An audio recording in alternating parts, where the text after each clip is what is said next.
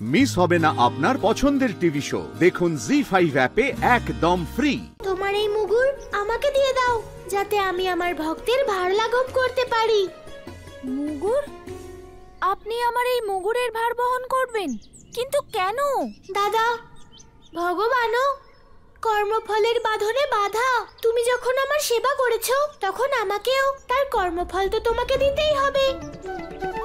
দাও, কিছুক্ষণের জন্য তোমার এই মুগুর আমাকে দাও। যথা আজ্ঞা প্রভু।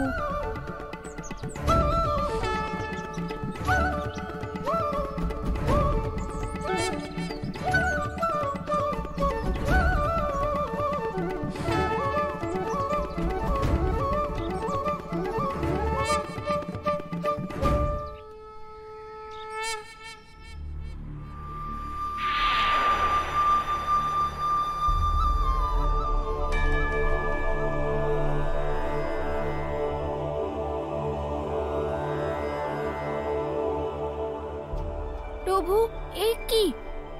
আমার বদলে আপনি ধরিত্রী ধারণ করেছেন? হ্যাঁ, শেষ অবতার। এই সংসার যাকে মুগুর ভাবে, তা স্বয়ং মুগুরের রূপে ধরিত্রী। আপনি মুগুরের রূপে সম্পূর্ণ ধরিত্রীকে ধারণ করেন, কিন্তু এখন এটা আমি ধারণ করব। কিন্তু প্রভু, আপনি আমার কাজ কেন করতে চান? কারণ নিজের বলরাম রূপে আপনিও আমার কাজ করতে চাইছেন। আমি ঠিক বুঝলাম না প্রভু।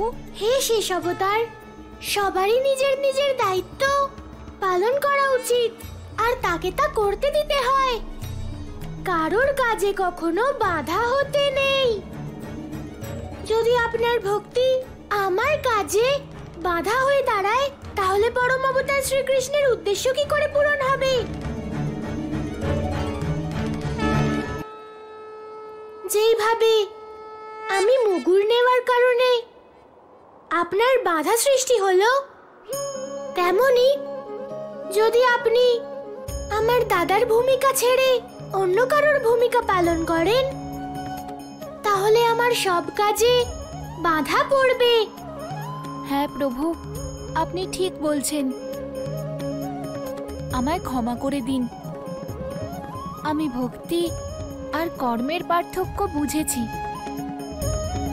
দিন প্রভু, এই ধরিত্রী আমি বহন করব।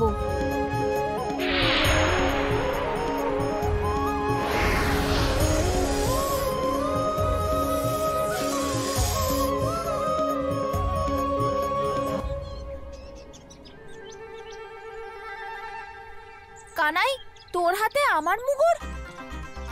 এদিকে দে। আর আমরা এখানে এখন কি করছি? দাদা, তুমি তো আমাকে এখানে বসিয়ে পুরো বৃন্দাবন ঘোরাতে চেয়েছিলে। কানাই, আমার কি মাথা খারাপ হয়ে গেছে যে তোকে আমি এতে বসিয়ে ঘোরাবো? আমি তোর বড় দাদা হই। আমার তোকে নয়, বরং তোর আমাকে সেবা করা উচিত। জি5 ডাউনলোড করুন আর সব এপিসোড দেখুন একদম ফ্রি।